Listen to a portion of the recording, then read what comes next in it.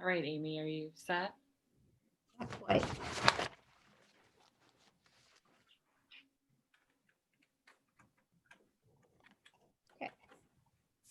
Good. All right, let's call this meeting to order and begin by saying the Pledge of Allegiance.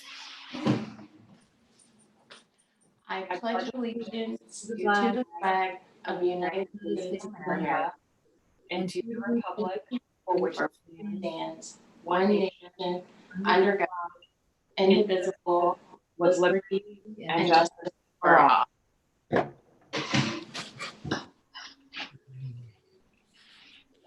Okay, let's recess into solid waste. Move to approve the minutes of September 24, 2020. Okay, I will second. Roll call, Amy? Vicky, Yes. Sabrina, Yes. Kathleen. Yes. Move to approve the October 1, 2020 bills as presented by the county auditor. Okay, I will second. Roll call, Amy? Vicky, Yes. Sabrina, Yes. Kathleen. Yes. Move to approve the October 1, 2020 journal vouchers as presented by the county auditor. I will second. Roll call, Amy? Vicky, Yes. Sabrina, Yes. Kathleen. Yes. Move to approve the October 1, 2020 then and now certification as presented by the county auditor. Okay, I will second. Roll call, Amy? Vicky, Yes. Sabrina, Yes. Kathleen. Yes. Move to adjourn. I will second. Roll call, Amy? Vicky, Yes. Sabrina, Yes. Kathleen. Yes. Right, let's reconvene the general session and hopefully Janet is here or will be with us shortly.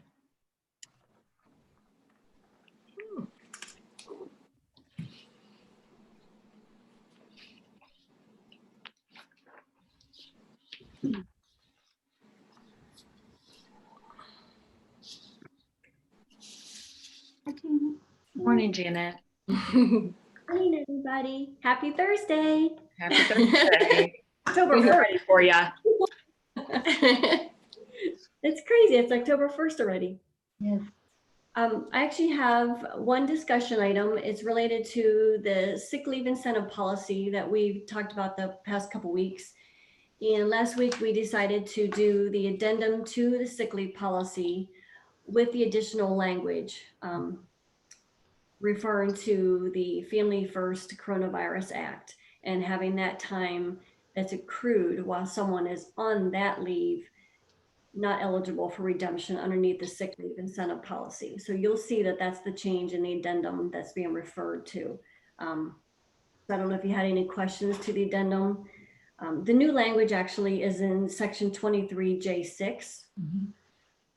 So you'll see where I have the current language, the 23J6 in the addendum, and then saying effective today, it would include the language with the FFCRA. Okay. And as well as the Emergency Family Medical Leave Act also. Move that the Board of Commissioners adopts addendum to the annual sick leave incentive policy in section 23J of the Portage County Board of Commissioners Personnel Policy Manual. Okay, I will second. Roll call, Amy? Vicky, Yes. Sabrina, Yes. Kathleen. Yes. And you'll also see that I just included a draft of the memo that we always send out to the department heads, including the elected officials, regarding the sick leave incentive policy. And this goes out to all of the elected officials as well as the BOC departments, because there are some departments that adopt your personnel policy manual. And that also includes adoption of the sick leave incentive policy. So this memo hasn't changed other than the fact that I did add the new adopted language to the 23J6. And I will send that out like I do every time this year, along with a spreadsheet that the payroll clerks can use to calculate if someone wants to participate in the incentive program. So this will go out shortly to those individual or to those departments. Okay. I think, yeah, that was my only discussion item. And then I just have, which the other resolution would be referring to the health benefit plan.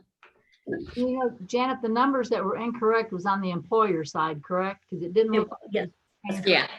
Okay, and we corrected those, and so you should have received. okay. Move that the Board of Commissioners agrees to establish employer and employee biweekly contribution rates for the Portage County Employee Health Benefit Plan for calendar year 2021. Okay, I will second. Roll call, Amy? Vicky, Yes. Sabrina, Yes. Kathleen. Yes.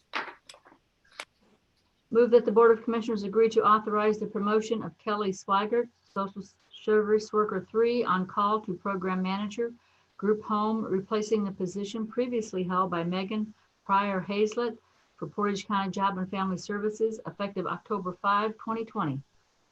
Okay, I will second. Roll call, Amy? Vicky, Yes. Sabrina, Yes. Kathleen. Yes. Move that the Board of Commissioners agree to authorize the 3-day internal posting of the full-time Social Service Worker 3 on call, replacing Kelly Swigert for Portage County Job and Family Services, with external posting if no internal appointment is made. Okay, I will second. Roll call, Amy? Vicky, Yes. Sabrina, Yes. Kathleen. Yes. Thanks, Janet. Have a good rest of your day. Thanks, you guys.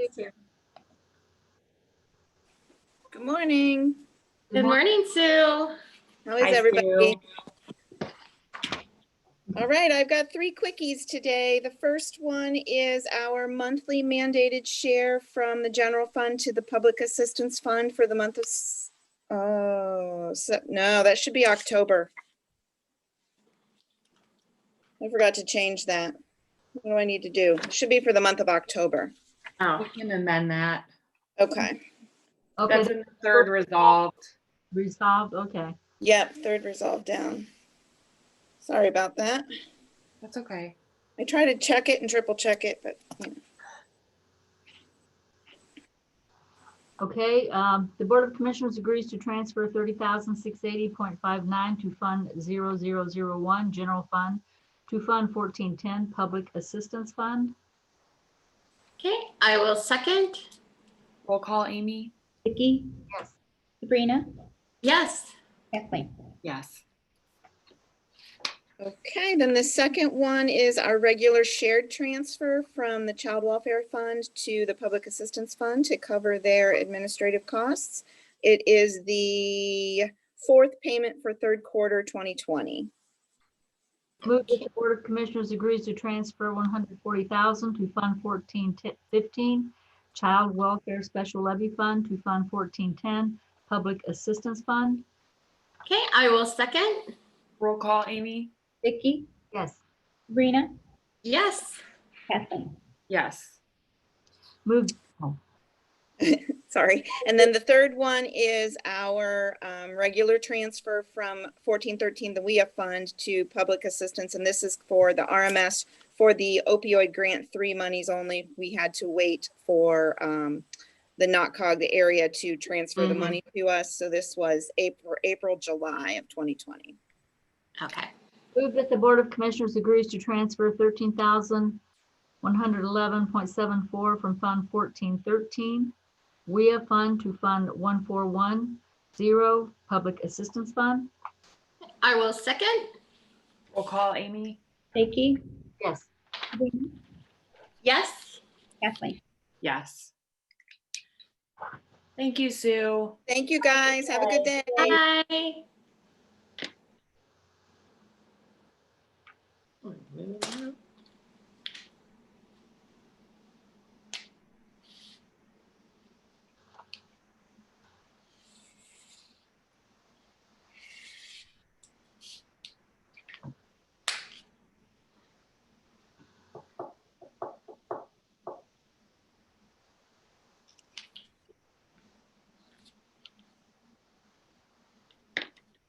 Morning. Good morning, Joanne. Hi, Joanne. Hi. So today I have 4 resolutions for you. The first one is on behalf of the Department of Information Technology. This is a renewal agreement for the company that does our website hosting services for us. The price has not changed at all. It's still $3,675 per year. And this is for the time period March 1st through February 28th of 2021. There were some problems early on. I'm sure it's going, the company had some issues with the folks being in and out through the COVID thing. So that's why this one was so late getting through. So. Okay. Move that the Board of Commissioners agrees to enter into a software license and service renewal agreement for website services between the Portage County Board of Commissioners on behalf of the Department of Information Technology and Civic Plus LLC. Okay, I will second. Roll call, Amy? Vicky, Yes. Sabrina, Yes. Kathleen. Yes. Okay, number 2 is a real estate lease agreement between the health district on behalf of the WIC department in Ravenna. We're following the cost allocation plan, and for this period, it's gone down from $10.59 per square foot to $10.28 per square feet. And this would be for the time period beginning October 1st, 2020 through September 30th of 2021. And that's making it consistent, Joanne, with JFS, correct? That is correct. Yep. Move that the Board of Commissioners agrees to enter into a real estate lease agreement for the property located at 449 South Meridian Street, Ravenna, Ohio, with the Portage Health District for the Portage WIC Annex. Okay, I will second. Roll call, Amy? Vicky, Yes. Sabrina, Yes. Kathleen. Yes. Okay, number 3 is the lease agreement for the Columbiana County WIC program for the health department down in Lisbon. Last year, they had asked if we could work with them because of budget restrictions, and we set their fee at $9 a square foot for down there. I kept it the same this year, but if you want to change something, we can, and I can amend this resolution before it gets printed.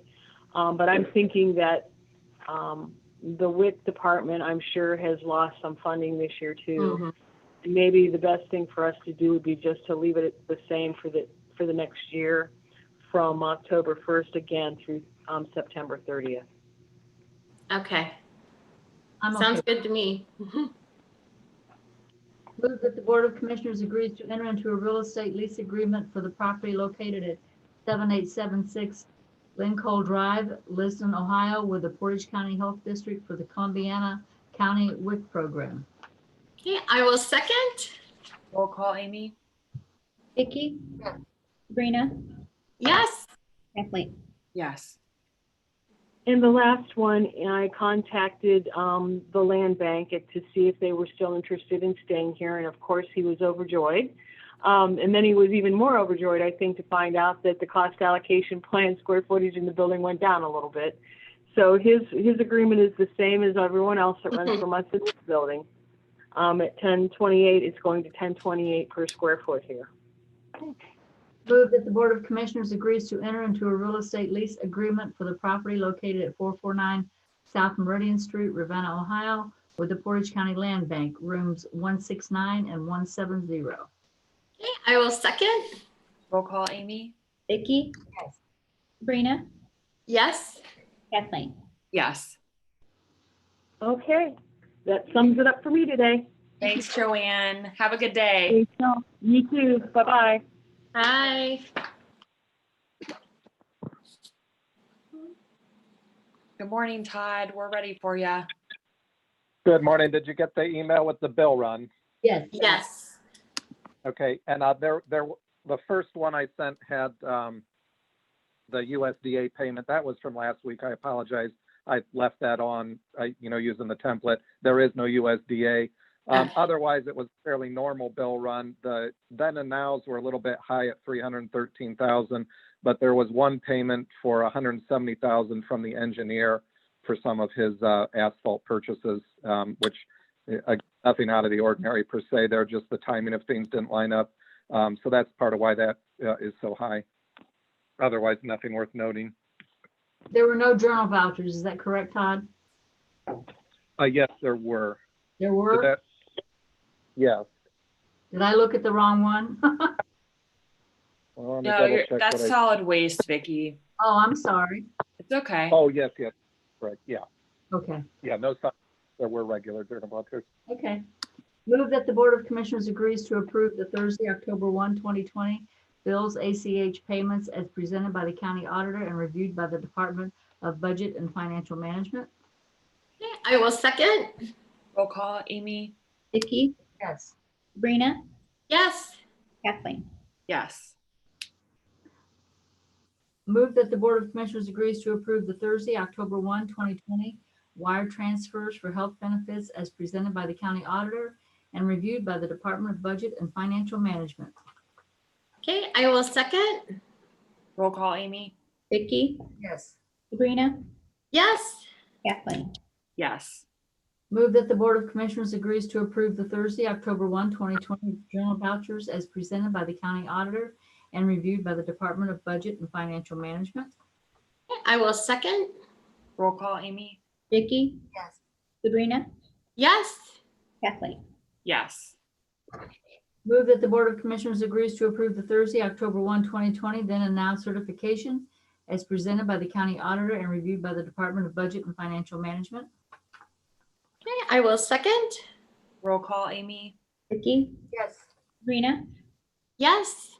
Kathleen. Yes. Did you want to And then comment? the budget amendment. Okay. Yeah, I sent you a revised copy of the budget amendment. If you would pass that, it would just save us from having to pass those two small items next week. Okay. If you don't, it's not the end of the world. But the changes were to around $15,000 to Fund 1091 and then $500 for Fund 1201.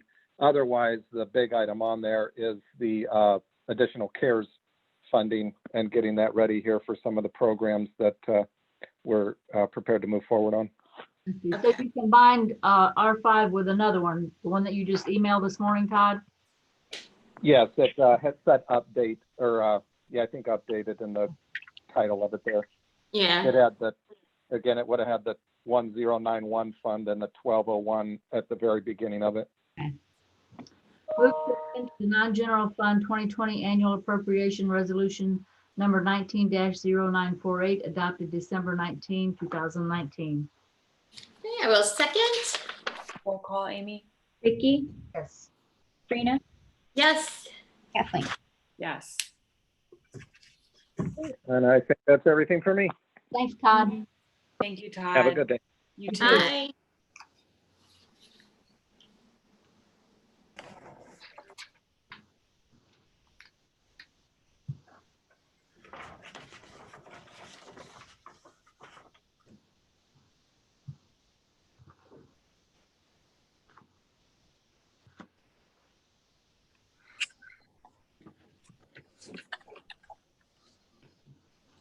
Good morning, Todd. Morning, Todd. Hey, good morning, guys. How you doing? Morning, Bill. Good. Great, how are you? Good. Is Jason online yet or no? I see Bill. You see Jason? Oh, Jason's coming in. Okay. There's Jason. Yay. Morning, everybody. Morning. Good morning. So I guess I'll do a quick introduction. I know David's coming on too. I don't know if he's on here or not, but I'll do a quick introduction. Did you guys get a chance to meet Jason? Jason Kettner is the landscape architect, a Ravenna native. He's been involved in working on the the Main Street area. This is the downtown district plan. He worked on the Ravenna Main Street area, including the county parcels from Chestnut to Meridian, all the way down to the tracks. And we had talked about this, I believe, last fall when David Dix came in and talked about the need of maintenance and other things for the county parcels, as well as the need for giving a facelift, if you will, to the city of Ravenna and tying everything together. So I know our time's limited, so I'll let Jason go ahead and provide you a presentation of what he's done so far and where he's going. Okay. All right, I'm going to share my screen here. I'll probably jump in and out because it has to go into full screen mode for anybody that wasn't able to if you haven't been able to print this out. And I didn't understand that people might print things out, otherwise I might not have made it so dark by using everyone's toner, but hopefully that's all right. So yeah, thank you for making some time to have us. We're working on this project, and really this month through October, doing a number of meetings to begin to put this in front of the public. It's been a real struggle, as you might expect with the pandemic, to get people to engage in a kind of typical fashion. So there's, I think, a nice opportunity though, because in my experience, oftentimes people are pretty tight-lipped until they start to see some things as proposals, and then lots of opinions start to flow. So hopefully that's what we're going to start to see as we get out in front of the public and groups like yourself this month. And so more than anything, just wanted to really walk you through the scope of what we're doing, let you ask any questions you might have, and ultimately, honestly, just ask some questions that we have with respect to some work that we're still doing. So the project was really brought on through conversations with Main Street Ravenna and David and others, really just presenting Ravenna as being at a moment where there were a lot of individual efforts and energies being put in particular directions. You can talk about related to the bike plan, related to historic preservation, those types of things. And the invitation was, how do we do something that would bring all of these efforts together and hopefully get them to work in a cohesive and collaborative way, even to the point of thinking about where there might be some mutual benefit and strategic thinking about how these groups and efforts interact with one another. And that's really the jumping off point that we've taken. And so we've kept this 4-part focus with respect to landscape, which is our little tree logo, civic landmarks and civic spaces, which is the flag, placemaking, which is our little Google pin, and the bike plan and mobility about downtown. Now, the study area is basically what you think of the core of downtown. We're basically thinking from A&W over to Immaculate Conception, east to west, north to south. We're basically thinking about Highland down to the tracks just by the Italian American Club. And that's a big rectangle. It's a little bit more nuanced than that, but that's in general the area that we've looked at. And we've looked at the context of Ravenna much farther beyond that, out through the township, and really thinking about where Ravenna is certainly as the county seat. So I like to think of it as a multi-scaled approach where we're thinking about always how things situate themselves on a given property, on a site, but also how those things are influenced out to a contextual level. And the bike plan is one of the places where that scale really makes the most sense, right? Because the bike plan, the bike path as an amenity was really transformative, I have to believe, for the city. I grew up not having that in Ravenna, so it was great to see that accomplishment. And so thinking about the bike plan is something that is going to bring people into the downtown, but ultimately thinking about how the amenities for bikes allow the community to be more accessible and inviting to people, both residents and visitors, and ultimately how we might think about what Ravenna is as a destination. And so I'm going to spare you guys all the kind of little graphs and charts and maps and just show you pretty pictures, because I think that's probably the most compelling and maybe convincing thing about what we're doing. So here's a moment, just out on the bike path right before Diamond, just in terms of a opportunity to think about people coming into Ravenna. We wanted to recognize that the potential of a spot like this to really be a threshold or a way to say, all right, now you are arriving someplace that has some history, that has some, specific points of interest in it. And so, this is all kind of light infrastructure to a degree. We're thinking about, supplementing the resources that are on the bike path with regard to signage and safety, but also pointing out to people the opportunities, whether they are public endeavors or private endeavors, to really think of the bike path as something that can be engaged in a call it social way, if not kind of an economic way, with respect to having businesses that actually think about the people utilizing the bike path. Some of the things that show themselves here that you'll see in other parts of the presentation are things as simple as road markings and signage. And we've always seen these things as actually when going up and down the bike path, you get these warnings about, as a bicyclist, that you're about to cross traffic. And we really think one of the things that the bike plan can accomplish is really just trying to invert that sense of it's the pedestrian that has to look out for themselves versus it's a vehicle that has to look out for pedestrians. And so we want to switch the signage and that type of thing to really call people's attention to that they are in an environment where you're going to expect to see bikes and pedestrians and those types of things. As we get into the downtown area, looking for opportunities really to provide the basic amenities of bike infrastructure and also just pedestrian infrastructure. So as we think about, where do you put things like bike racks? How do you have wayfinding signage so that as people are new to town, they can find local businesses or historic points, that type of thing. And so these are all, to a degree, smaller interventions with a sense of a larger impact. If in Ravenna, there's obviously each of the way streets, be it Cherry Way or Plum. There are all these little connector efforts from Main Street to the next back lots. And those are really, I think, great opportunities to think about wayfinding and organization for parking, for public parking, as well as for making pedestrian connections. And I know that the city has had some experience with that in terms of their efforts to connect the movie theater property to Main Street via the way there that's next to Guido's and such. So there's a lot of facets to the bike plan, but it's also something that dovetails with our other goals for this project. When we talk about the tree plan or a landscape plan, this is actually the genesis of my involvement, is that,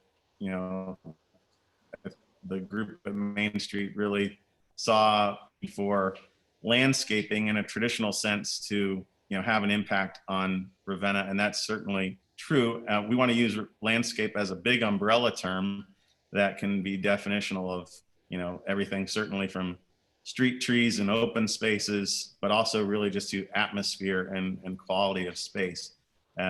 So as we kind of look at this, there's again things that are pretty broad in focus, but one of the big things that we want to utilize landscape in and demonstrate its potential for is that comparatively to other approaches of development or redevelopment, landscape, given space and time, is a very, very cost-effective means of really transforming an environment. And so that's, I think, one of the things we found that Ravenna has above a lot of different towns that might be doing similar efforts, and at the beginning of the project, we surveyed a number of these types of plans, and everybody's talking about walkability and connections and those types of things. And Ravenna has that in its bones, as we've said, because the city grid is so well laid out and so logical that helping people, understand or helping restore or make connections that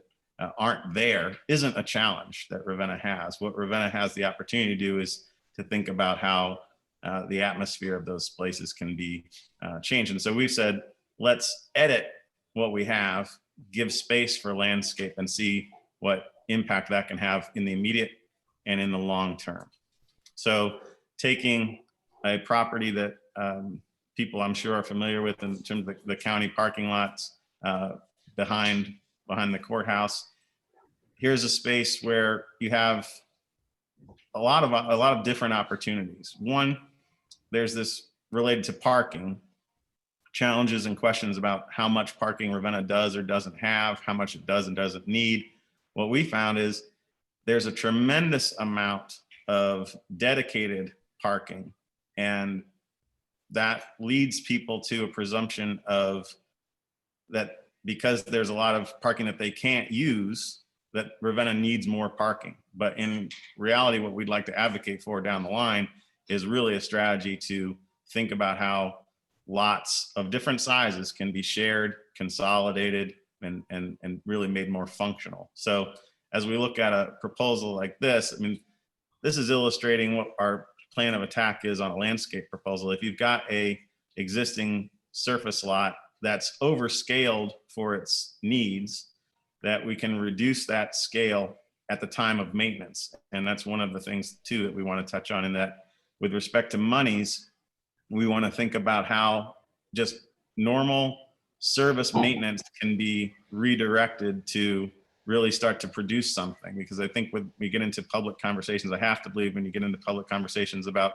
spending or not spending money, it's all about a public sense of what they do or don't get for that money, right? And so when you have a maintenance project, certainly if something's broken, yes, it gets fixed. But if something is if you're doing maintenance that is kind of procedural maintenance, and there's no change that comes out of that, it's not always seen as something that's needs to be done or is of some benefit. So we want to really put it forward the idea of trying to use maintenance as a way to produce amenities. And so here, talking about reducing the area of the surface parking lot, which changes the dollar amount that you're talking about for both maintaining and resurfacing a lot. And in doing that, rescaling, making space for green space, so that, again, using time and space, you've got the space now to plant trees and just give them time to become more substantive and impactful as they go along. Just as it relates to the county building down the block here, we're also thinking about sidewalk improvements. Again, if you have an opportunity where you're repairing sidewalks, thinking about what it is so that they're functional for bikes, or they're inviting to people with different mobility issues and those types of things. And again, going back to the bike plan, making sure that the environment of this is safe so that you feel as a resident, you can connect into the downtown really easily.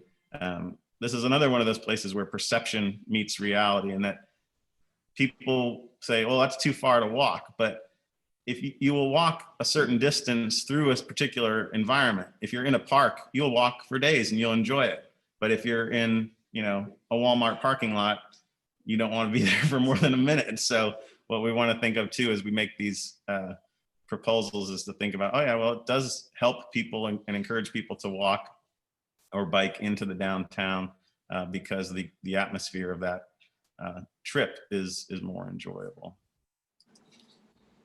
So just, meeting those things on the ground, you start to see this now at the basically at the back of the county courthouse and police and fire buildings.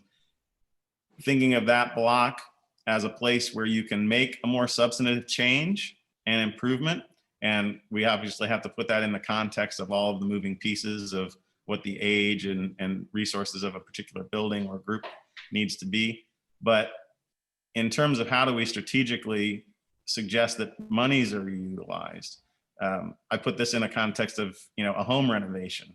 If you're renovating your house, you spend a ton of money on kitchens and bathrooms because those are the things that you interact with every day.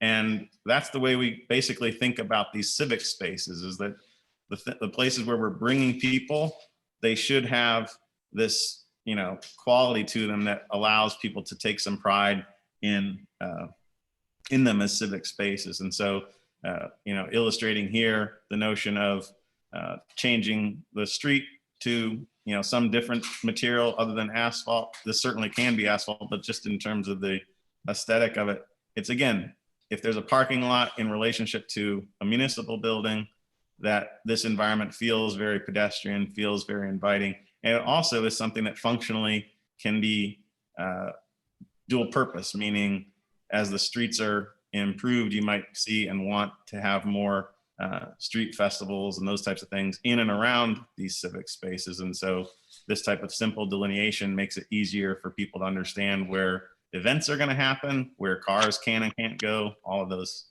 types of things.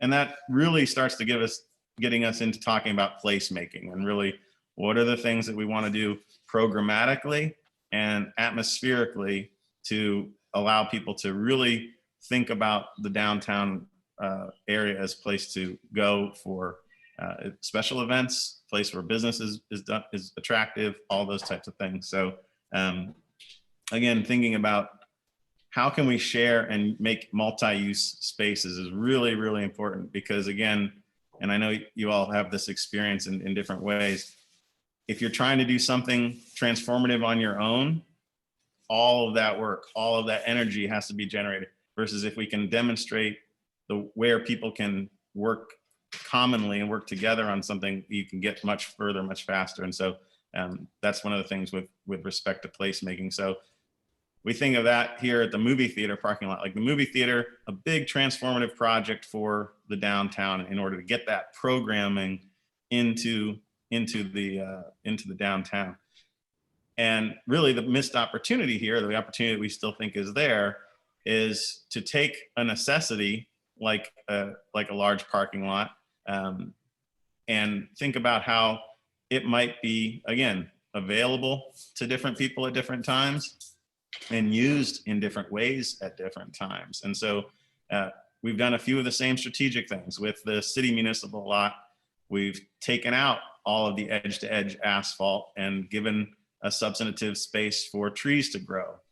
We've thought of that lot as something that can and should be used when the movie theater needs overflow parking. It shouldn't be restricted in that way. I mean, one of the things, I think one of the most interesting things we did is we collected photographs of all of the restricted parking signs that exist in downtown Ravenna. And there is a catalog of them that is pretty interesting in terms of their tone and veracity of restrictions. So, but you know, things of using a surface parking lot on a Friday night for a place where food trucks can set up. And so that this area is not just a one-stop thing for a movie, but you can keep people, you know, be it after work or for an extended period of time on the weekends, you know, those types of things. Also thinking about the lots for, you know, weekend events. There's lots of functionality. The farmer's market used to be here on this property. You know, I think that has that type of potential again on the road. And, you know, we find ourselves on the ground with thoughts about placemaking and looking, we're in the back alley here off of just a block north of Main Street, behind the old Montney hardware site, and thinking again about the potential for these spaces to be reclaimed and used in different ways. If in the context of all of these things together, we're able to say, look, each individual business doesn't have to be providing its own 3 and 4 car parking lot, because those amenities, those necessities are being facilitated in a different way, then hopefully those business owners can see and utilize the potentials of the properties that they have. We've already seen that starting to happen. There's the yoga studio has reclaimed a traffic pad just behind the old frame shop.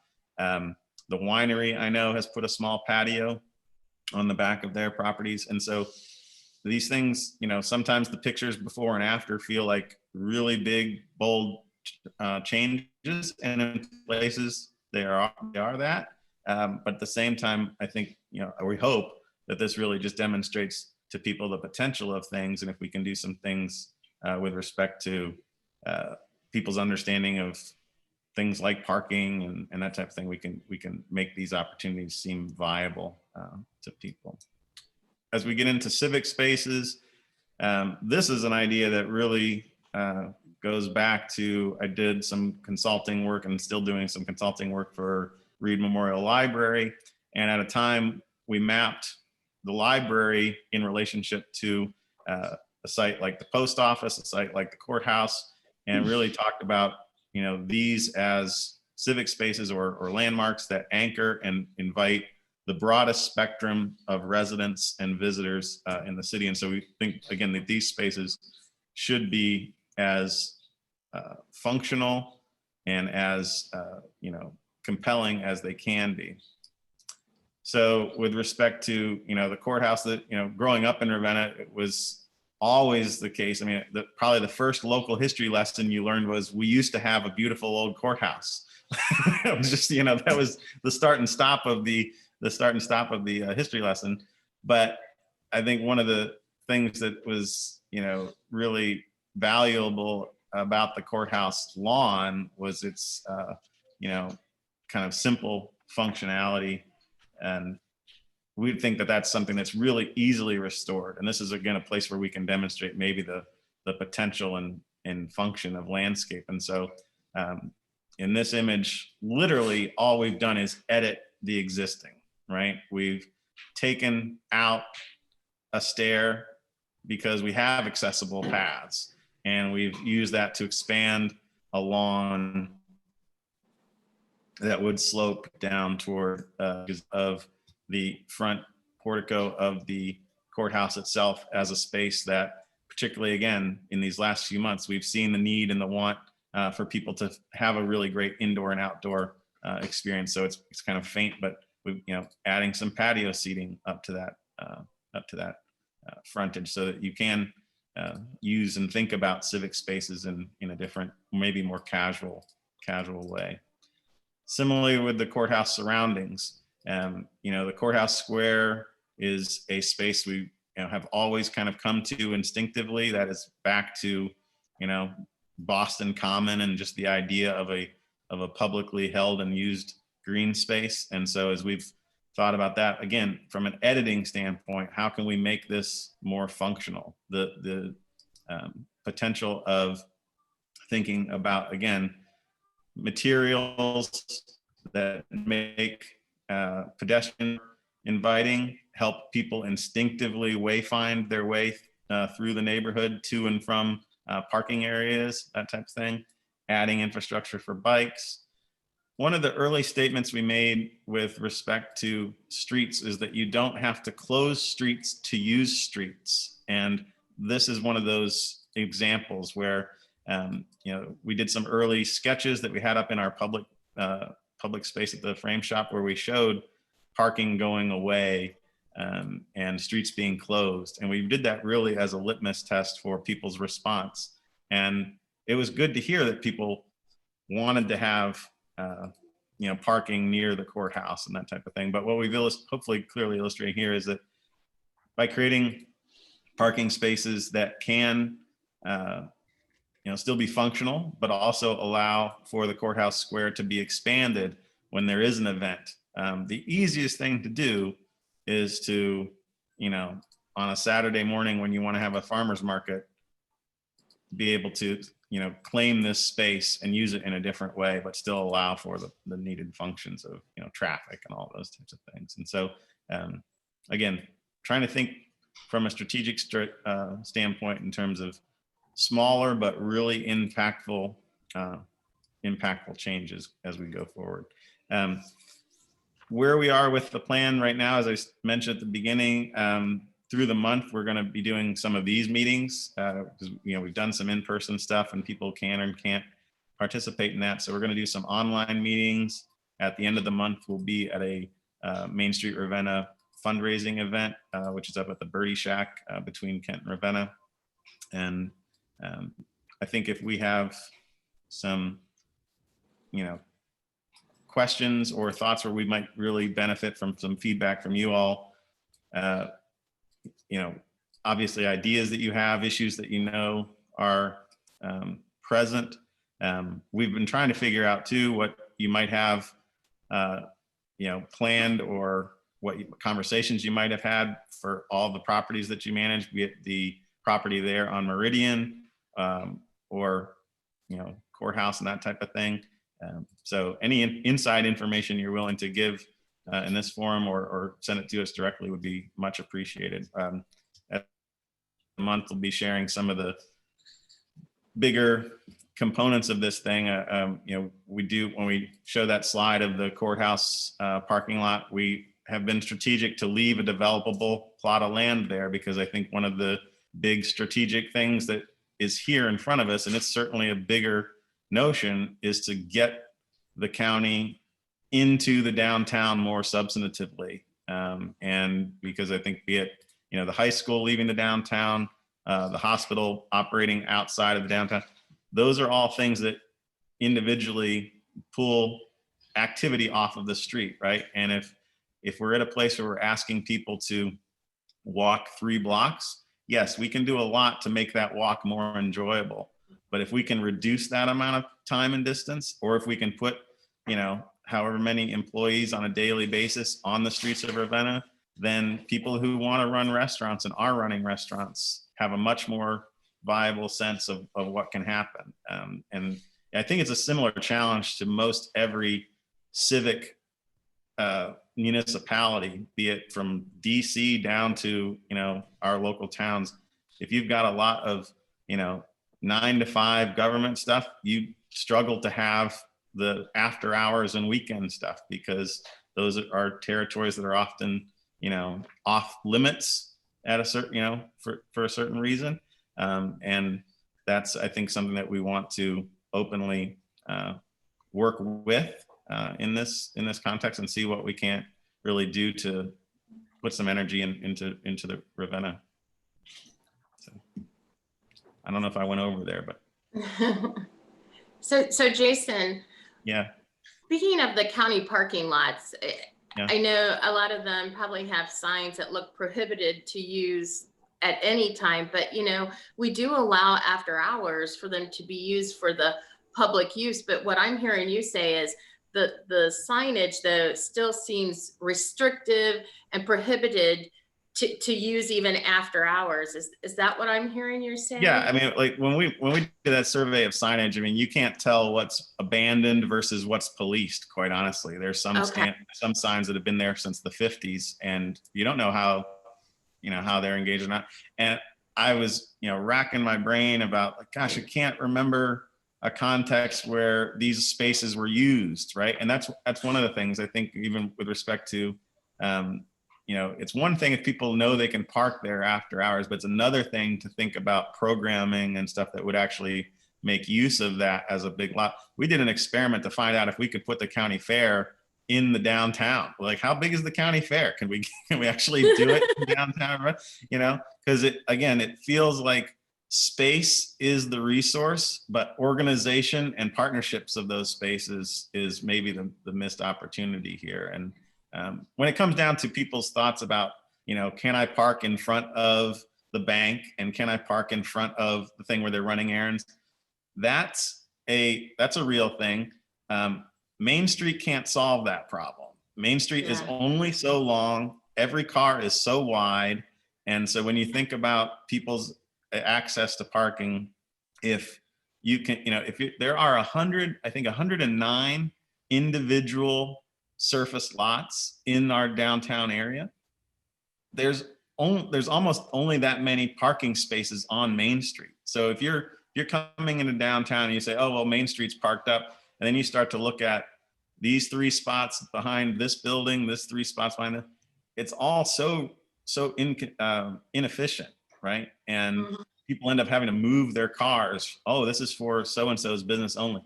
Versus one of the things we've shown is taking, and I know practically it happens, like the lot behind the Buckeye Mall right now, the outside parking there is public parking during so many hours, but it does nothing, to your point about signage, to communicate this is where we want you to park, right? And that's one of the things our job has done, is we've actually, and we didn't include the photo in this presentation, but taking and landscaping the edge. You can see it a little bit. If I screen share here for a second, you can see it a little bit in, pardon my quick flicks through things. So this is that back of Buckeye Mall lot. Yeah. You can see it. So one of the things we've proposed is that as you go up the alley, we should look at those surface parking lots and flip them. So like the movie theater right now has parking spaces exactly where we're showing them, but they're guardrailed to the alley. If we flip that guardrail, all of a sudden you've made those spaces multi-use, right? You still have the ability to reserve things for movie theaters, and this is a private property, and so it's a different conversation. But same thing happening here. Doing something to say, yeah, these are spaces, landscaping and improving that edge, including sign that says, please park here, welcome to Ravenna, whatever that instance is. Same thing at the back of the courthouse lot. I don't know if you can see it better here or there. A signage that says, yeah, this is the parking lot. If you go there now, I mean, I was there yesterday, and you're driving through and you see this empty parking lot. You have no sense that you will, that you're invited to be there at all. And so, or that it's a, in many respects, it's a formalized parking lot. And so, we've made some proposals here about obviously landscaping, signage. We've rerouted a bus route to take the bus route off of Main Street at this moment, where it has to, in front of the courthouse, it has to get across 2 lanes of traffic to make a left turn. We're just looping around that block now, and putting the pedestrian and the bike and the bus service at the back of the courthouse. But the point being, yes, we need to improve and work on signage and aesthetics of these spaces so that the invitation is more explicit, right? And the experience is a better one. While we were there in one of our public events, one of the residents who was using the yoga space told me, like, they would use that parking, but there is no lighting after hours. And so moving through that space, in the dark is not so enticing. And those are small things. I know that they, line items, they add up when you say, yeah, we're going to redo lighting and parking. It's not an insignificant thing, but it's as big a transformation when you think about people's takeaways and their experiences of, oh, that's the place I want to go back to. That's a place I felt comfortable in. That's, all of those types of positive associations. Jason, we really appreciate your presentation, your work on this, your dedication to your hometown. It's great. I mean, I don't know how many biases I'm bringing into it. It was one of those things of trying to, divorce myself from what my perceptions of things were to where things are and the efforts that people have made. And that's one of the easiest takeaways is, people are invested in this. I mean, people care about it, in terms of the town and the notion of being able to do something to,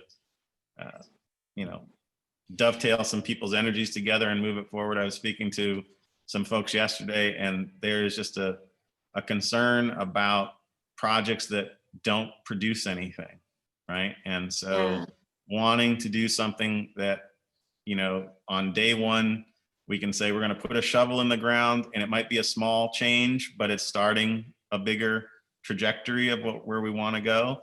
And in the end, having a plan like this in place so that you can say to people, this is where we're trying to go. And as you're making those day-to-day incremental decisions, you can say, does that help us move forward to where we're ultimately trying to go, right? And it's the same thing about opportunities, right? Opportunities can pass you by if you're not knowing to look for them. So we did a plan like this for a historic park here in Columbus that I'm president of their Friends of group. And we did that 7 or 8 years ago.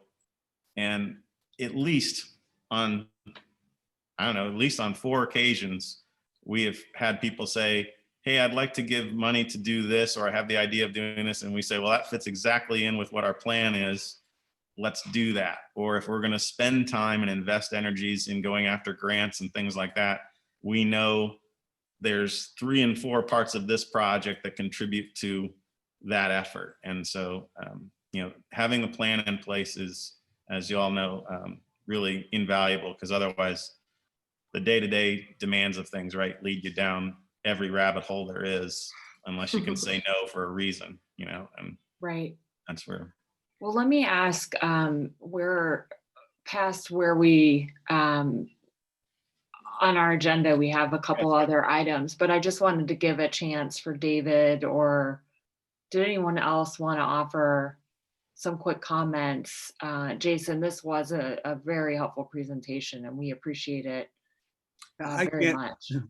I can't really improve on that, and I guess all I ask at this point, I've given you my 2 cents long ago, and I think the county has an enormous influence on the well-being of the county seat, Ravenna, and this landscaping plan is Jason's a Ravenna native.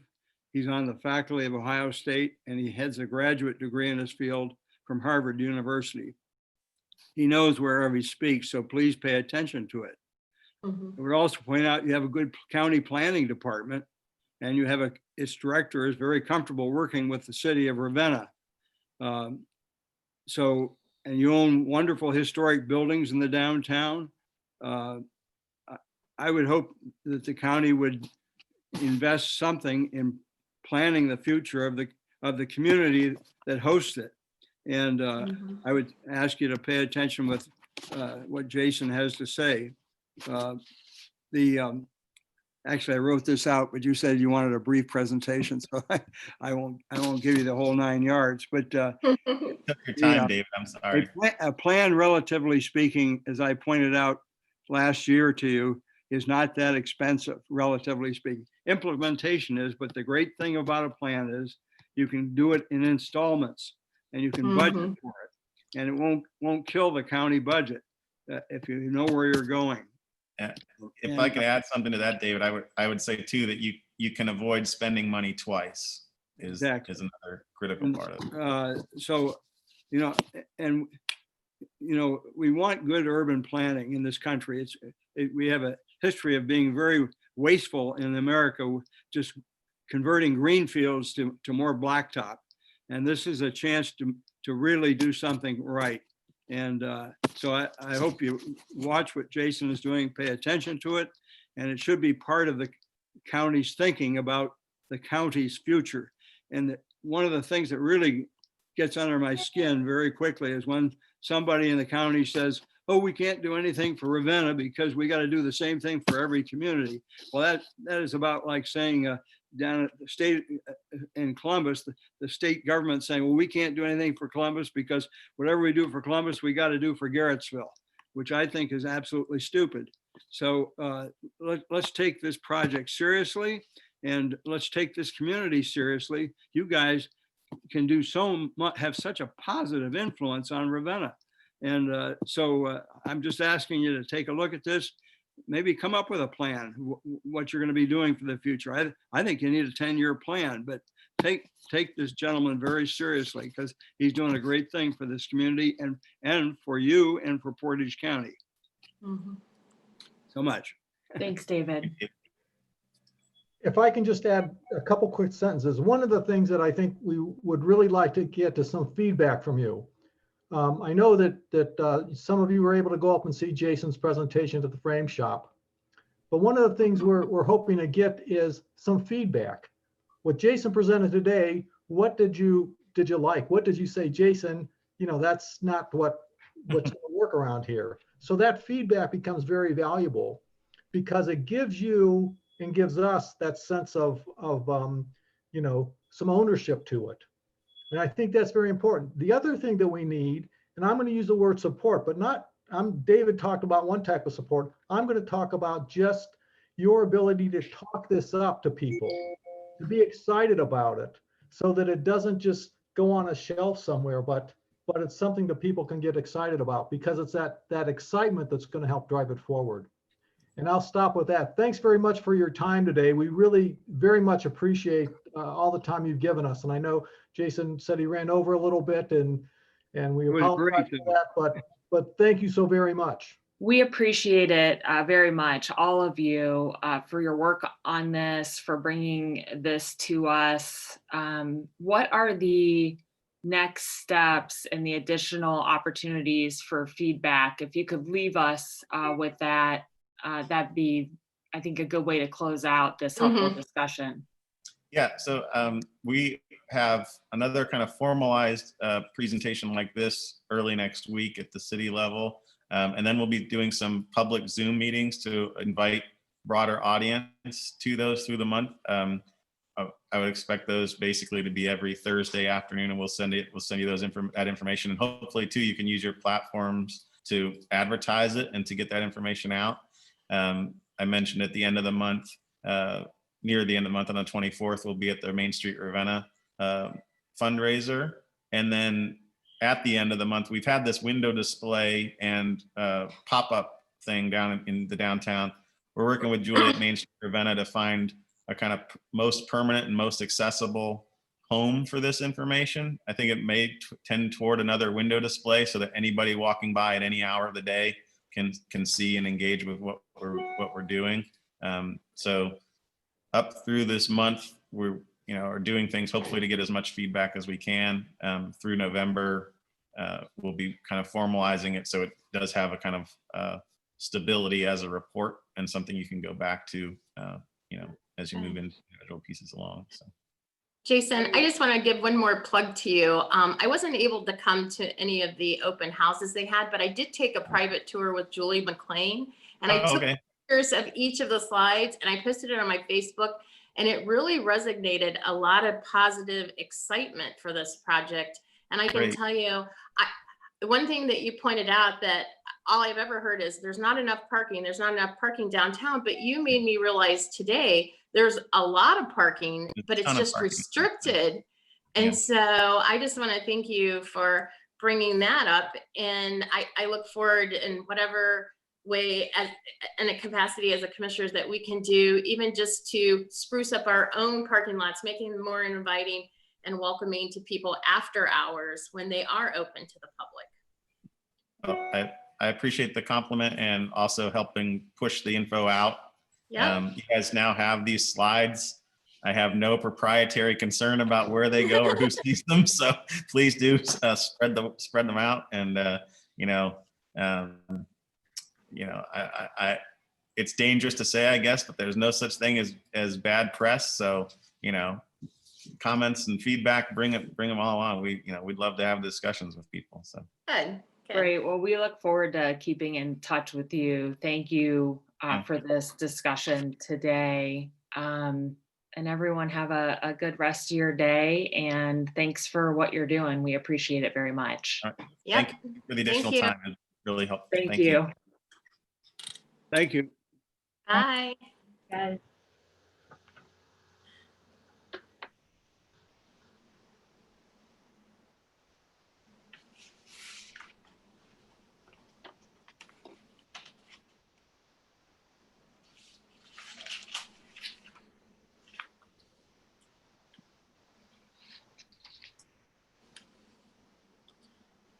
Good morning. How's everyone doing?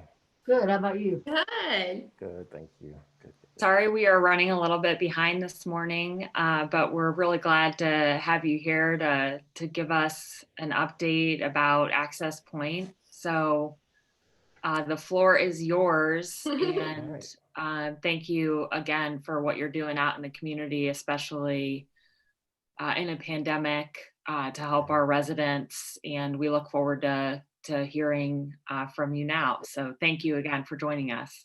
And thank you all as well. I appreciate it and always appreciate the support. Just wanted to take the opportunity just to provide an update to all of you regarding the ongoings of Access Point, and to share some news regarding an expansion at our current Kent location. So just let me go back to March when this pandemic hit. There was a lot of concern internally as to whether or not we were going to sustain, or what type of impact would it mean for our consumers, our patients.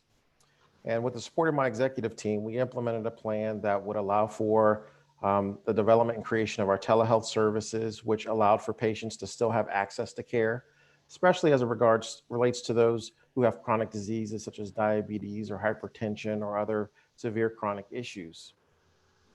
All the while, we never closed any of our sites. We made valiant effort to market and make sure that the community knew that we had safe measures in place to make sure that when our patients came in, we would do temperature checks, and we'd also make sure that they had a mask as well. We also provided, probably going back maybe 2 months ago, we started implementing the community-wide COVID testing as well. So this allowed for our patients to be able to get those testing, the tests for the COVID, while doing that from their cars. And so we would have a telehealth visit for all of those patients, and then we'd set up a follow-up visit where they would then go to the back of the building. We'd do a swab. It wasn't as invasive as that long Q-tip that you probably all have seen, but it allowed for those patients to get those tests and those results back in a timely manner. But now what I will say is that we have a different issue in that we have more people wanting to get tested. And when you have companies like LabCorp or Quest Diagnostics who are taking all these tests and trying to get the results back in a timely manner, it's a challenge. So the turnaround time is roughly 5 to 7 days. And what we're looking at is investing in the rapid testing equipment that will allow for those test results to come back in as little as 15 minutes. And so the goal is to make sure that these individuals who could possibly have COVID, while all the while being around family and loved ones, potentially giving them this disease, can get those test results back sooner. So that's another plus for what we're aiming to do and what we're currently doing. So what I will say is to date, we see about 80% of our patients coming in our doors to get their needs met. And we're at about 15% of those who are receiving telehealth services. That's a good thing because probably around April, we were at 50% who were coming in that were face-to-face for their visits. And so our goal has really been to make sure that the community knows that we're here to meet their needs, that we have these measures in place to address their needs, and that we want to make sure that they can live healthy and sustainable lives. I will say since the inception of our new expansion in Portage County in 2017, it has certainly done so well, tremendously well. At that location, as some of you all know, we have a one-stop shop. We've got a pharmacy that is designed to not create a financial hardship on patients who need their medications. We also offer in the same vein with pharmacy, chronic disease, I would say chronic disease management in terms of how patients should take their medications properly and why you shouldn't skip those medications. We also offer preventative medical care. So really it's about not just saying to an individual, hey, you've got some issues going on with your high blood pressure or you have diabetes, but also how should you manage that? That becomes very important because it really is about a collaboration between our provider and the patient and educating and empowering them. And so we have family physicians and we have family nurse practitioners that can treat patients from cradle to grave. And it really is a patient-centered medical home. We also offer dental care. And so with dental care, it becomes very critical. And there's a lot of different diseases that can be diagnosed just through oral health. And many people do not know that. I will also say, as it relates to our adolescents and our young kids, getting dental sealants become very important and critical. Unfortunately, there are a lot of people in society that just don't eat healthy. Kids sometimes don't eat healthy. There's a lot of sugar in some of these drinks, even some of these drinks that we would sometimes say they're healthy. So it's important for us to make sure that we're treating our patients oral health care with just as much importance as the medical and the pharmacy care as well. And then we also have the mental health care as well. And so, whether it's dealing with anxiety or depression, or even with the opioid epidemic, we have medication-assisted treatment that we offer. It becomes critical for us to treat the whole patient. And so I look at it as the mind-body connection. The mind affects the body affects the mind. And, we all know that there's still some stigma as it relates to mental health in America. Our goal is to normalize that, to make sure that every patient gets screened, that they don't see this as us saying, we want to find out if you got, if you're crazy or some of these derogatory names that comes with mental health, because it is real. There are a lot of people that deal with situational anxiety and situational depression because of circumstances. Who's not been impacted by this COVID pandemic? I mean, we all have either had to socially distance ourselves or either adjust to a new normal, and we still don't know what that's going to be over the next couple of years. So the other point I want to mention is that we're working on efforts to impact and reach out to our aging population. There's that Medicare population, that population that is going as they're aging into the Medicare population. It's what is it that you need to know about Medicare? How can you make the best decision for your insurance? And how can we support your efforts to live a healthy and sustainable life?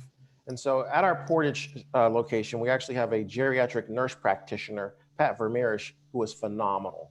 And our goal is to expand this through all of our other sites, but it really does become about treating the whole patient. Lastly, I just want to mention actually a couple things, if I could. we are looking to develop a food as medicine program at our Kent location. Nutrition becomes very critical to our patients living healthy lives. Now, a lot of us go to our doctors. I know mine will say, well, Chris, you need to start eating healthy. Now, I know what that means, but for some of our patients, they don't know what that means, right? And so our goal is to create a food as medicine program at the Kent location so that the doctor or nurse practice that person meets with can prescribe that individual with enough food for 3 to 5 days, all the while connecting them with a community health worker to say, hey, here's some places in the community where you can get access to those fresh fruits and vegetables, or grocery stores, and addressing some of those gaps. Now, we do have a food as medicine program at our Arlington location in Akron, Ohio, which opened up over a year ago. And that information is included in the annual report, which I hope all of you received from my executive assistant. Lastly, I just want to mention that we are going to be expanding the Kent location. We're going to be adding 5 additional exam rooms. Simply, we're just at capacity. And our goal is to make sure that we can meet the needs of our patients. We don't want them waiting, whether they're walking in or whether they're scheduled. We don't want them waiting to get access to care. And so I'm just proud of what we've all accomplished. My team, the API family is phenomenal. We've got 140 staff that are just mission driven. And of course, our mission statement is providing a quality, affordable, and compassionate health home to every patient, every time, in all communities. And we're going to continue to do that. I did tell a fib. One last bit of exciting news, and then I promise I'll be quiet, is that our efforts to expand in Portage County goes back to when I began with Access Point in 2016. And so we've done a needs assessment and an analysis.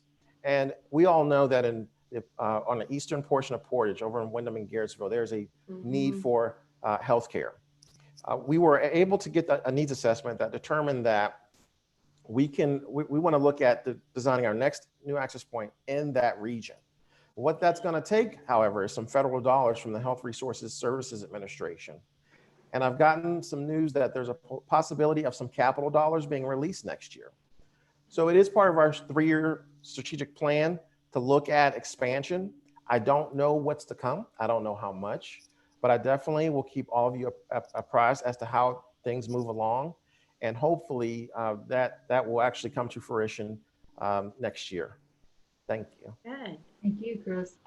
That's great, Chris. Yeah. Thank you for the update. What would you say is the biggest challenge that you face in Portage County right now? Are residents finding out about access to your services? Do you think that any further education is needed in the community to get more folks in the door and taking their medications regularly and availing themselves of these services? Or what challenges would we be thinking about? Yeah, I think it's pretty much all of the above, but I think at the top of the list is really just awareness. People don't know. I mean, we've been around for 25 years. We were supposed to celebrate our gala in April of this year. We'll do that next year. But it's still, what is it that you do? Oh, I didn't know you were in the area.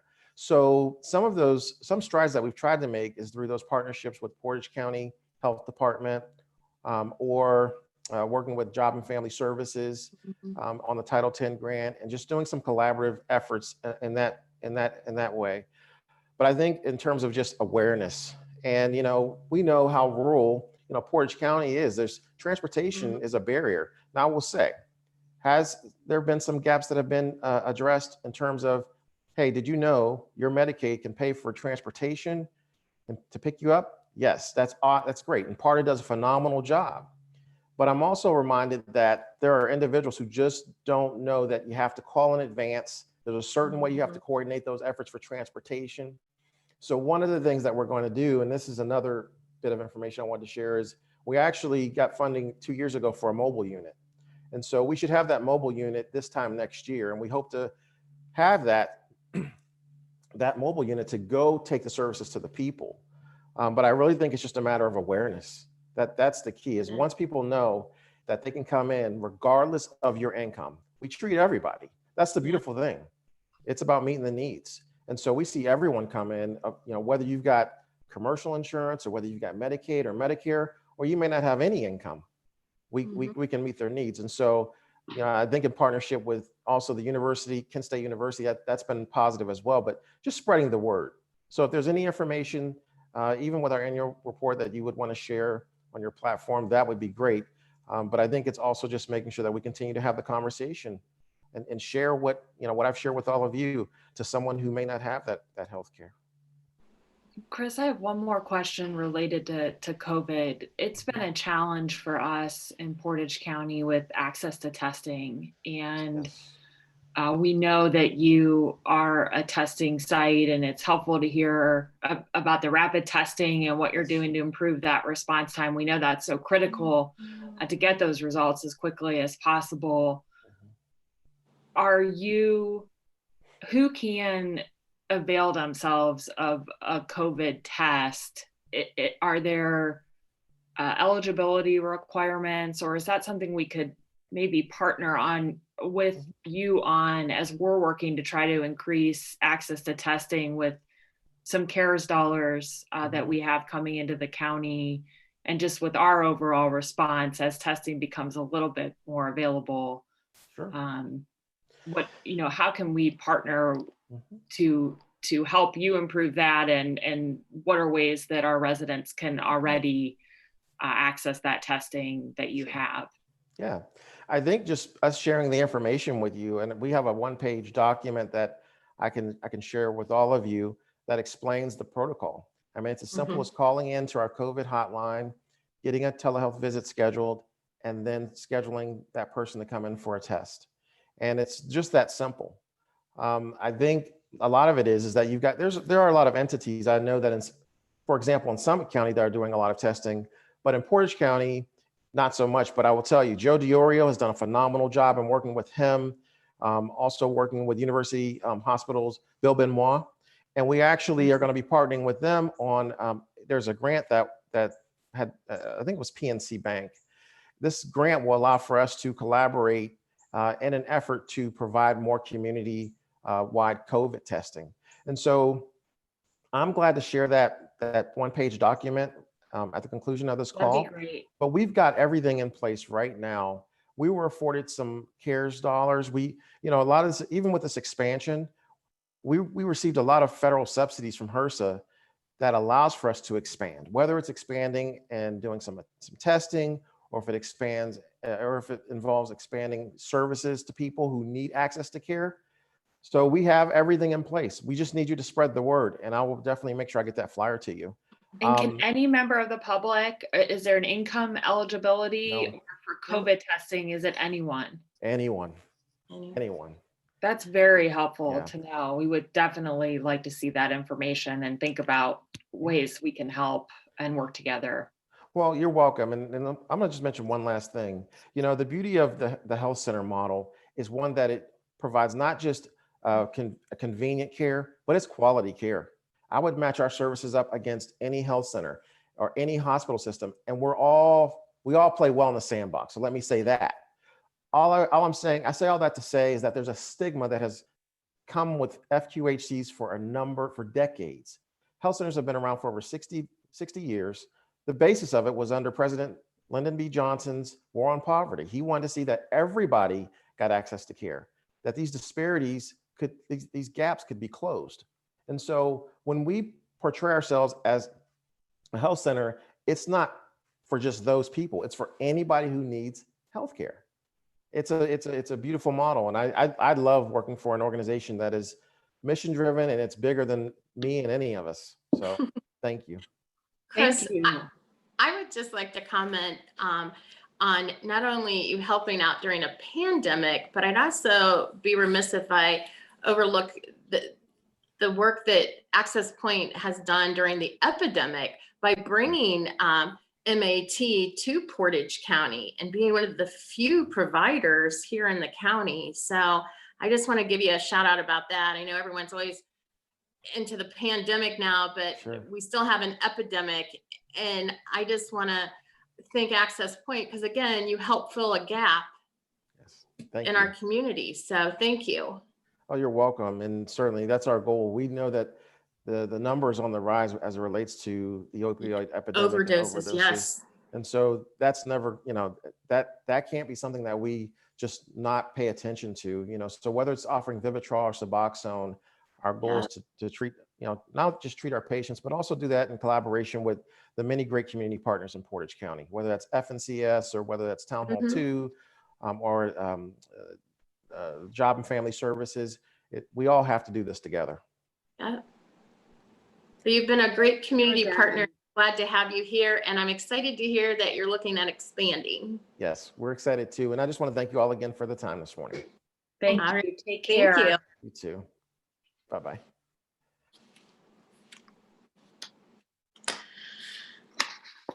All right. Good discussion. Water resources. Couple of one's non-standard, but not unusual, I guess is the way I describe it. There's a need, not unlike what we did with the caustic soda project down in Franklin Hills, because the dispute that's finally resolved between the contractor and the subcontractor, and to keep the playing field as level as possible, we're going to ask for an agreement that would allow it for a two-party check. That's with Roma Design and M&J Building. Roma Design was the contractor at Countryside Estates, and M&J Building was the subcontractor, did some excavation work. So we'd like to pass the resolution that starts that process. The second item before we move on to the resolutions is the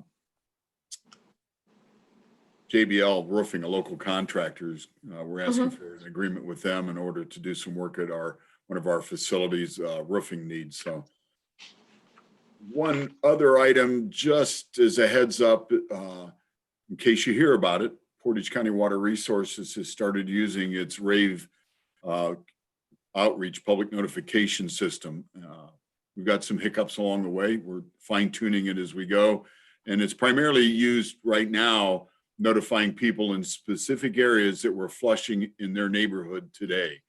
So it reaches out by either calling them with a message, a text message, or an email. And in all cases, we refer them back to the county's website if they want more detailed information. So it's a quick message, just a reminder to them.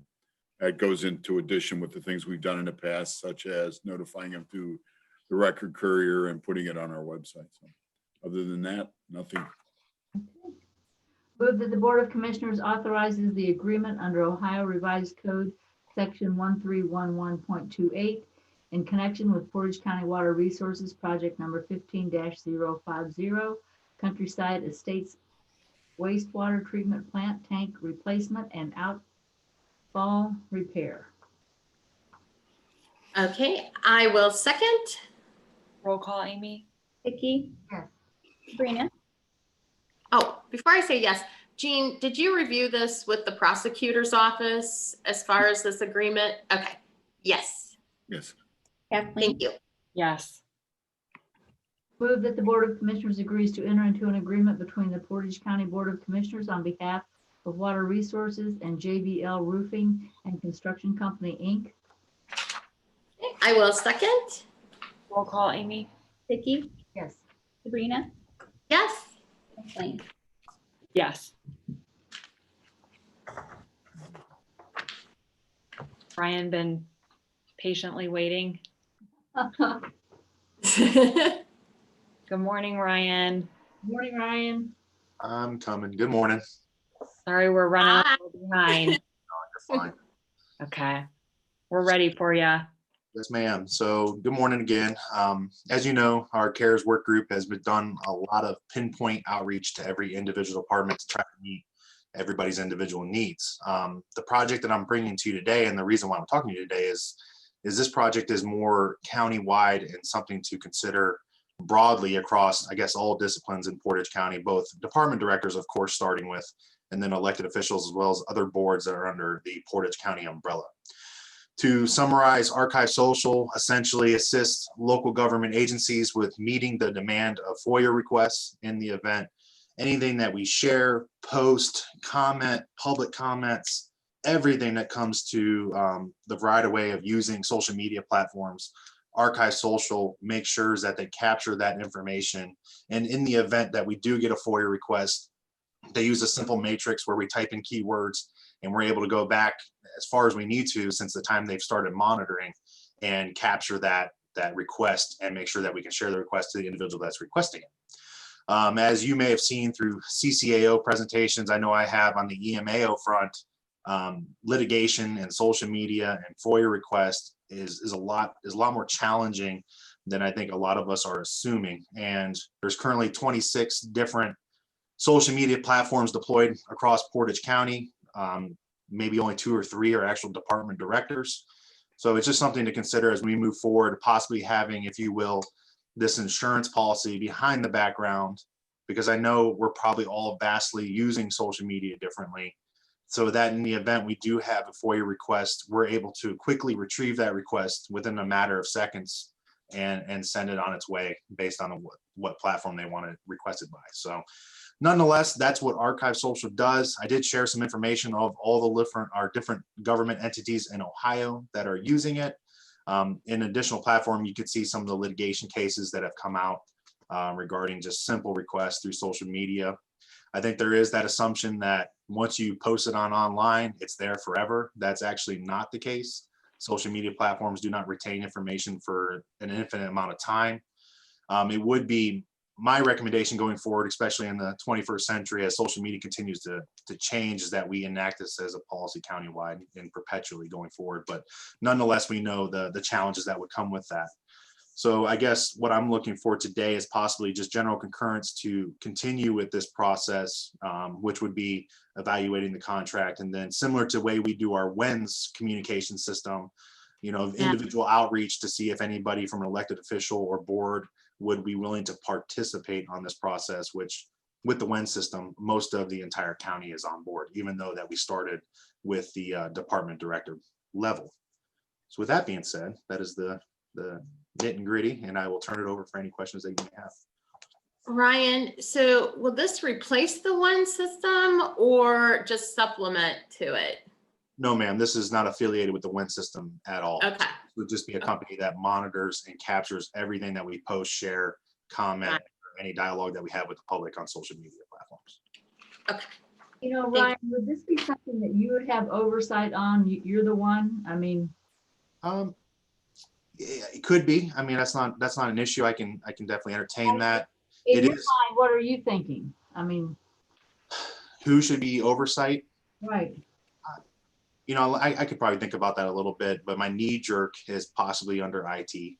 Okay, well, I had either IT or you, and I knew you were bringing it to us, so I didn't know if your department wanted to do that. I know that's a pretty big job, I would think.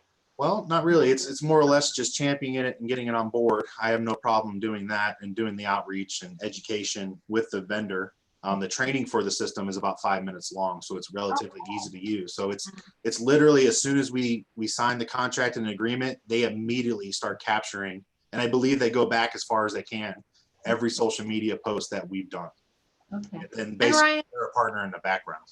what's the cost on this? I So- don't know if I overlooked it or. No, it wasn't. It wasn't in there? Okay. I didn't see it. I did not. I can grab the email, but The first year, you're saying you're going to put it under CARES, and I understand that, but if we continue this, would it be Yeah. budget? Is that what you're thinking, maybe? yes, ma'am. So we had the opportunity with everything that we've done through COVID, and there's no end in sight for COVID. So with everything we posted, this is eligible under CARES, and then we would just evaluate it after that 1 year. Okay. So I believe we were right around 7,000 for the first year, and that was based on how many different entities are having a social media footprint. In the event that we don't, I can possibly discuss with them that right now we only have 2 or 3 that are going to participate from the department director level. Obviously that cost would drive down because it's based on the total substance and posts that you put online. So. Okay, thank you. I'd say 2 things. One, watching the presentation, it seemed very impressive what they could do. They grab everything that's out in the electronic world and archive it. Wow. We need it. They retrieve it for us based on whatever the public records requests contain. And the other piece is there's an upfront cost that would be covered by CARES in the setup charges. And then after that, the price would go down. So the maintenance fee year over year. So the first year cost is $7,188. So it's roughly $599 per month based on our assumed footprint. So as, like I said, we'll have to do the outreach and see who really wants to participate, and that may change that cost and hopefully drive it down.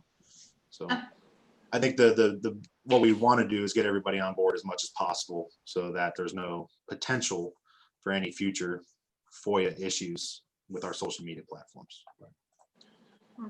Ryan, I Sounds good. appreciate you bringing this to our attention and thinking about, the CARES funding piece. I know you and I talked a little bit offline, but I think that I'd be interested in the ongoing discussion that you're having with the prosecutor about it, as the prosecutor is our advisor on FOIA and any litigation that would come out of any FOIA issues. So how they perceive the helpfulness of this. And then also, of course, IT is under the county auditor. So consulting with her and, her feasibility for working with you on this. And then let's see how those conversations go. And then also just seeing how this works in with our records retention and our current social media policies. And Ryan, have you talked to IT about possibly administering this? I have not. We kept it to the CARES group. Okay.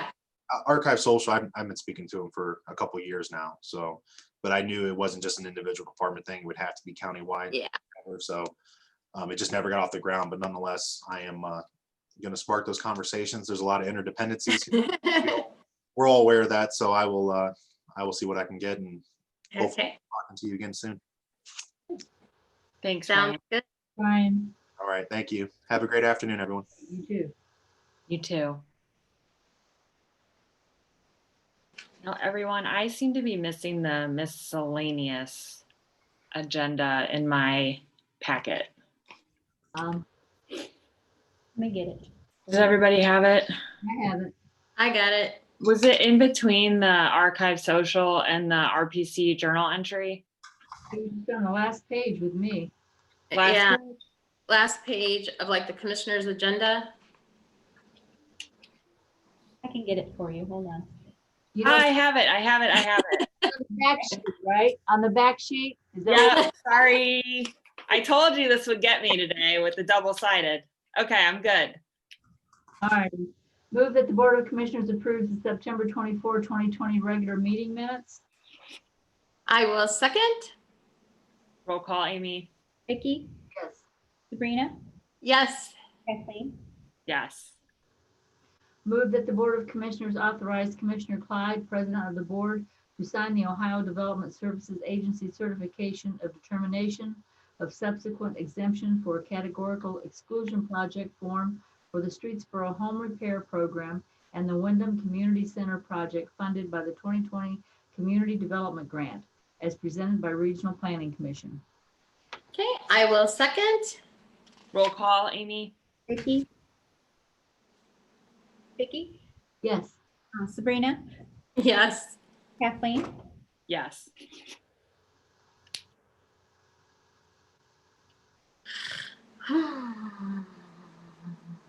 Did you sigh, Amy? Was that you? no. Okay. Well, Veterans Day is why I thought you sighed. So.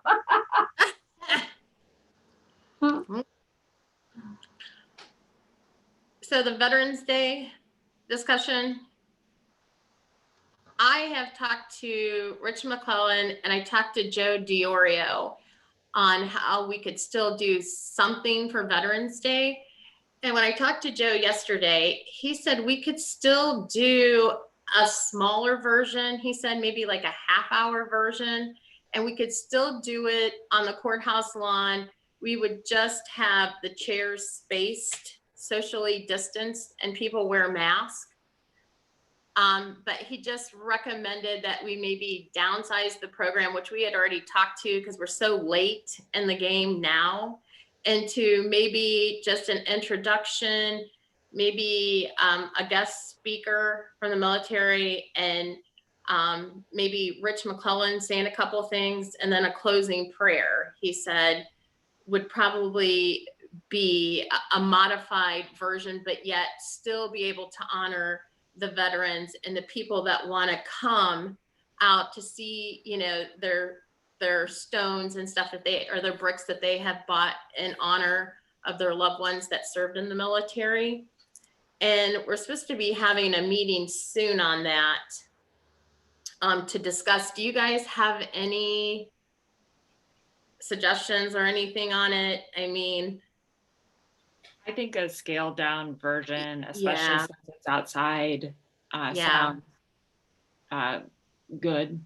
And if I can be helpful in any way, let me know. yeah, each of us normally will have a small part in it. So yeah, I will make sure that the two of you obviously are involved too, but we're gonna have a meeting real soon.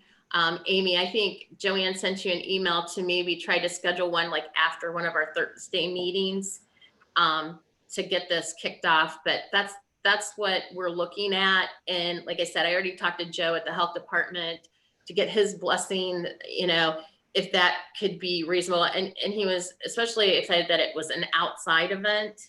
Right. So, yeah. And maybe, I know that Bill, I can't remember if you were here, Sabrina, but when Bill came and spoke for the United Way, he mentioned that he was up for doing donuts, refreshments, and maybe just think about either not doing refreshments or just doing something that's packaged individually, just so there's no Well, you know, I thought about just maybe having Bill just do the coffee this year versus having the donuts, because then that, you know, the donuts would have to be individually wrapped. And I mean, Giant Eagle donated all of them last year, and I'm sure they would, but I was thinking along the same lines, Kathleen, either not having anything or maybe just having the coffee.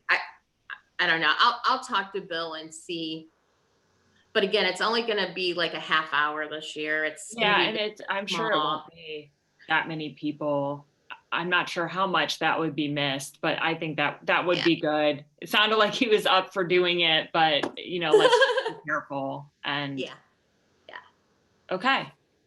Thank you. And I'll keep you guys posted on that, and Amy will help us. She'll have a very small program this year. Sounds good. Okay, move that the Board of Commissioners authorizes accepting.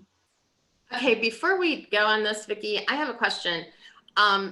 First of all, Jean, I talked to Chris Maduri today, and he said the prosecutor's office had not reviewed this document.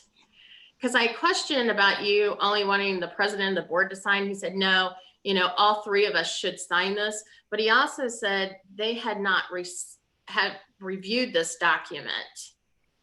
Did you not review it with the prosecutor's office? I think you had sent it up to them sometime before, and he had responded about checking with the sheriff's office and water resources. And then when I met with Ben and his family, we went through that with the sheriff being present. So I'll go back and talk to him about it.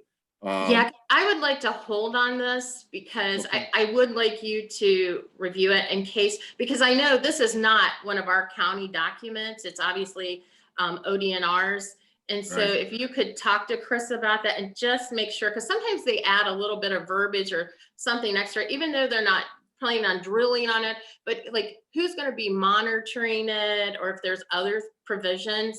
It's always good, you know, to have the prosecutor review these things. So, okay. We'll make sure he takes a look at it. And we did modify the form, providing a third line to sign. So Yeah, yeah, we'll because make all sure they three look of at it. us should sign for anything that pertains to the real estate of the county. But yeah, if you could just check with them, I'd appreciate it. Will do. Thank you. All right, thank you.